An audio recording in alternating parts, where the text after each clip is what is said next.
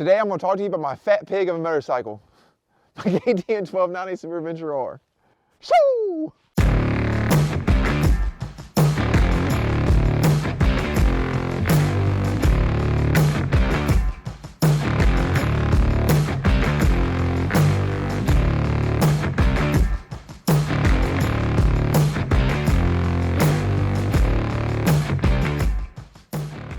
All right, so I did a review like 2 years ago on this bike, and I'm just gonna kind of go over some of the stuff that I've changed on it since then, real fast. Still running the Tusk bags. I'm now running an Aero slip-on muffler. I've destroyed the stock one, put a big huge dent inside of it. Also destroyed my bark busters that were on here. I didn't mess up the Pro tapers, they're still straight, but I replaced the bark busters with these Circa Pro Bend handguards. These things are rock solid. If you bend these things, you're probably gonna total the motorcycle.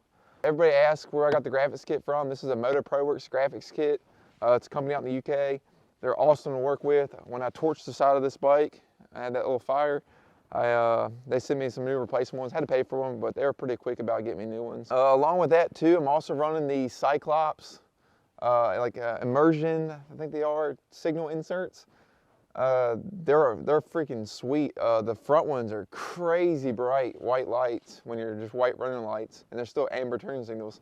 In the rear, it turns your turn signals into brake lights when you hit your brakes too, instead of just signals. Just recently, about 1,000 miles ago, maybe 1,500 miles ago, I changed the gearing on the bike. I'm now down 1 on the front sprocket and up 3 on the rear. And if you're someone like me who doesn't ride a lot of interstates, the fastest road we typically ride on is about 65-mile-an-hour roads, to 70 at the most. That gearing has smoothed this bike out a lot. It's almost like riding it in the off-road mode, but you still got the full power of the sport and street mode. Third gear wheelies on this bike are crazy smooth. And I would have thought it would have affected it a lot more in the woods when it comes to like riding in more rocky technical situations, but I'm still working the clutch just as much as I always have, which I think that's a really good habit to have. Because this bike isn't something you want to be stalling. It's freaking heavy. I've had some people ask how tall I am, and recently just responded to a comment, and I told the person I was 6'1". I was like, but at the end of the day, you ride this bike with your feet on them foot pegs. If you're trying to constantly dab your foot and catch this motorcycle, you're either going to get completely wore out every single time you go out and ride it and hate your life, or you're going to end up breaking something. You're going to break a leg, you're going to break an ankle. This bike is extremely heavy, and it's not something you want to be catching. But with that said, it carries its weight really, really good. When you're riding this bike and you're riding it and you're controlling it, it rides like a dirt bike. I mean, it's a heavy dirt bike, so it rides more like a TTR 230 versus a YZ 450, but at the end of the day, it feels amazing off-road. KTM did a really, really good job designing this bike. The LC8 1290 has a pile of low-end torque. The big 21-inch front wheel, when you're out on the street, you forget you're on it, but when you're out in the woods, you love the fact that you're on it because it'll roll over anything. The WP suspension this bike comes with, and know its limits. It's not a dirt bike, you can't jump it. I have jumped it. It bottoms out pretty easy. I mean, you don't want to be hucking it much higher than these foot pegs. It's a lot of weight coming down. It would take a lot for suspension to be able to hold something this size. I mean, you figure, man and machine, you're over 800 pounds, easy. But I've had this rear shock heated up several times to the point to where you can't even touch the reservoir because it'll burn your hands. And hasn't popped a seal, hasn't started leaking. It's holding up great. I do have a weird clicking noise going on the front end now. Whenever I'm like hitting some bumps, there's like a click noise going on up in here. Haven't quite figured out exactly what that is. I don't know if something may have broke inside the forks is making that noise, or if it's just my brake rotors free floating. I have no idea. If anybody else has a little clicking noise in the front and you've solved it, let me know what it is. I have completely annihilated my KTM Power Parts skid plate. The last time I changed the oil on this bike, which I do every 3 to 4,500 miles, somewhere around there. If we do a big trip, I'll make it 4,500, 5,000 miles. Riding around here locally, since I pretty much treat this bike like a dual sport. I change it every 3,000.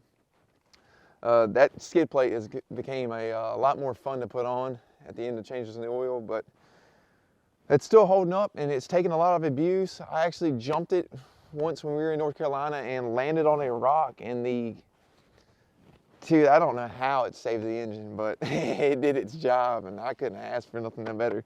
Still on factory foot pegs, still on the factory seat. I have no issues with the seat. I know a lot of people complain about the stock seat, and I think they're crazy. I mean, maybe people just, I don't know, I guess if you're coming from a Goldwing, it might suck, but coming from my old Sportster with a stunt seat on it, this thing's super comfy. The current tires that I'm running now, I'm running the Shinko 805 or 804 front tire, and I'm running the Tusk D Sport on the back. I love this D Sport. I had one on here already, and I split the sidewall somehow. I'm not sure if it was a power thing or maybe it got pinched in a rock or what happened there, but I split the sidewall. Put a new one on it a few hundred miles ago, and it seems to be holding up really good. It is a tube type tire, but it holds air on a tubeless wheel, so I'm sending it. And up front, the 804 is okay. I'm probably gonna go back to a TKC 80 next, and the 804 just seems like it's wearing out a lot faster than the TKC 80 did. And but it is a good tire. So far, knock on wood, I've had a 15,000 problem-free miles out of this bike. I did have the radiator cap come loose one time. It started leaking coolant. It kind of worried me. I thought I might have cracked the radiator, but it was just a loose cap. I've had a couple weird electronic issues. This bike does not like to start when it's really, really cold. Like when it gets below freezing, it won't start. I mean, maybe I need to put a lithium battery in it. Would probably fix that, but I really don't know how you can make an adventure bike and then it won't start when it's in the 20-degree temperature ranges. It just, I don't even know what causes it. It just won't power. It just keeps killing the dash and it sounds horrible. I don't know. I don't like it. But most motorcycle riders, I guess, aren't riding those temperatures anyway, so it really doesn't matter. But it does matter. And then other than that, I've had some like weird KTM electronics. Everybody knows KTM electronics aren't the best. Whenever you do, if you do own a KTM, always hit your power switch with your kill switch off, let your dash do its thing, hit your ignition switch, let your fuel pump do its thing, and then hit the start button. Let everything cycle and it'll save you a lot of trouble with these bikes. Even doing that, when, like I said, when it gets cold, I guess it has to do with the battery, I would assume, but being cold, but it happens a lot more when it's colder. You'll start the bike up and you'll get codes like general failure, fuel pump failure, weird things like that, but yet everything's working and running fine. You ride it and you turn it off and start it back up and it's all good, or you can just clear the codes out by backing out the screen. But it's a lot of people freak out about that. I see it on the KTM pages, people freaking out about general failure. Just ride your bike, just keep going. If everything's running and working, just keep riding it. But I'll tell you, man, when I bought this bike, I was super scared because of all the KTM haters out there, but this thing has, without a doubt, made me a KTM fanboy. And I'm proud to say that. I know, I was diehard Honda for the longest time in my life, and I still like Hondas. But boy, once you go European, man, they are a bowl of bland. There ain't no spice in them, man. This thing right here's got way too much power. It's way too good at the things that it does, and in Japanese motorcycle companies, man, they can't do that.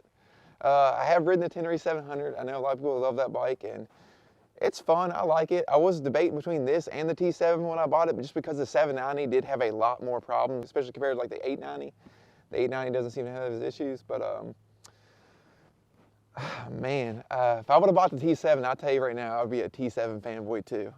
But after riding this and riding the T7 is a lot more fun and really, really rough stuff. This thing beats it in my eyes in every other scenario. I think the 890 would beat both of them, but I haven't personally ridden one, so I can't speak on that. We outside, it's a little windy, leaves and stuff blowing everywhere.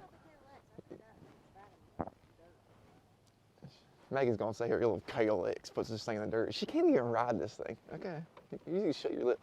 But yeah, I guess I'm just gonna end it on that. You know, it's a really, really good machine. I think this thing right here is the king of the jungle when it comes to all these adventure bikes. BMW riders, you can get out of here, you go to your coffee shops, you know. What else? I mean, there's a V-Stroms. I don't know, man. Super Tenere, you can't. This thing is the ticket when it comes, especially if you're gonna be the kind of person hauling around a passenger. This bike right here will eat it up still. I mean, I should add that I did buy this bike for the two of us to ride on. I did not buy this for just me to ride on. I feel like a dingus riding around solo, but it's what I got. It's what I got right now, so I'm just gonna keep riding it. I can't get myself to, I did have it for sale for a short period of time, but I know if I sell this thing, whatever I get won't replace it because I'll still be missing this power And at the end of the day, 2 bikes will always be better than 1. So I'll just keep this thing and get me something smaller later on down the road. But if you are wanting one of these to ride 2 up on, I can tell you from experience, I hope this wind isn't too crazy, but I can tell you that this thing right here eats it up with 2 people great. It's just a really, really good bike, man. It's a gigantic, overpowered dirt bike, and it is what it is. All right, well, that's it. That's my 1290, and I'll see you on the next one. Shoo!